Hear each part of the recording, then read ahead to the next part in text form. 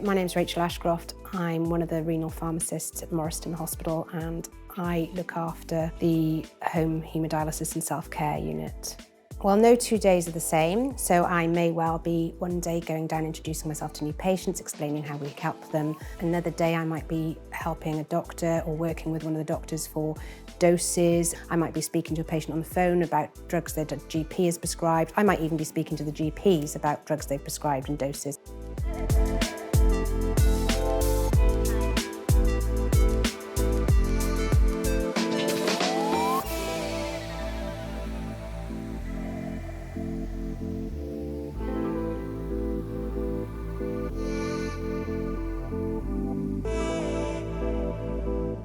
Generally, unit haemodialysis do a set times a week. So usually when you get their anticoagulation up titrated to the dose they need to be, they stay on it. It's 4 hours, that's where they stay. But with the home hemos, it depends on where they go. If they're going to go to nocturnal, then of course we need to work on their extended hours. So they'll come in and they'll go from 4 hours to maybe 6 hours.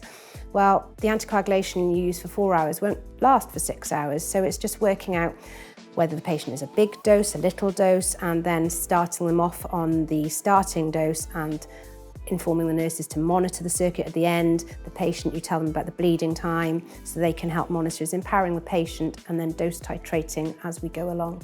If you can enable a patient to understand why we're doing what we're doing, why their medicines are important, they're more likely to take them. So they really need to understand why blood pressure is important, what limits we're going on, and they do, they ring up. If their blood pressure's high, they'll ring me up. When patients go home, we generally are able to take off an awful lot of their routine medication.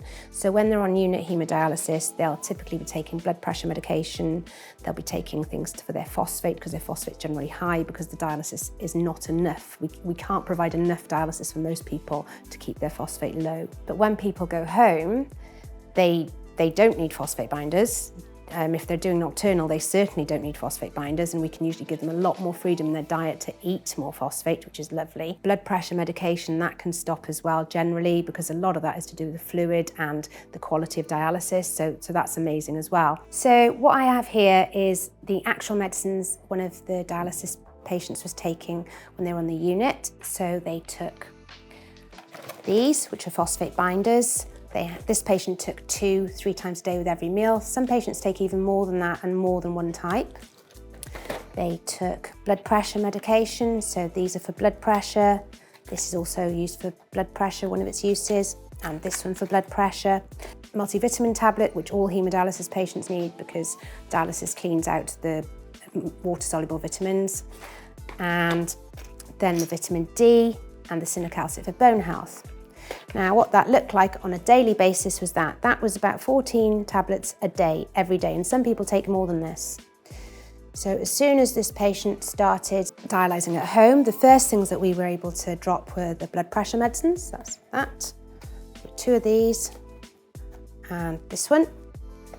As he did more hours and the dialysis did its job, we were able to drop the phosphate binders, which are huge tablets, and he was left just with the cinacalcet for the bone health, the vitamin D for bone health, and as I mentioned, the water-soluble vitamins, which every dialysis patient needs to take. What that looked like on a daily basis was 3, as opposed to that many on a daily basis.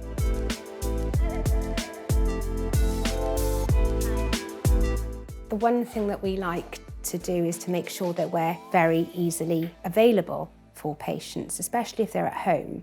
It's nice they have the backup so they can contact. I have patients that contact me by phone or by ringing the self-care unit, and they will call me. They email us. They can text using the pharmacy texting service, and that is a huge way we communicate. We've got the patient portal. I'll put notes on the meds page and they'll read it and then either call me back or email.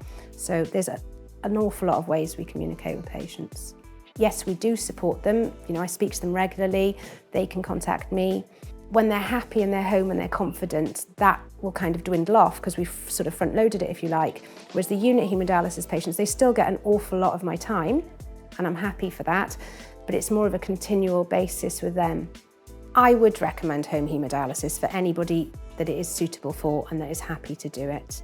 It isn't suitable for everybody. However, for those patients that are able to go and dialyse at home, it gives them freedom, it gives them control and ownership of their own therapy, which also would then empower them to have some sort of responsibility. Nocturnal, again, is a step forward, and for those patients that are suitable, that's even better again, because they get more dialysis and they're much healthier and happier people. So yes, I would recommend it for everybody that it's suitable for.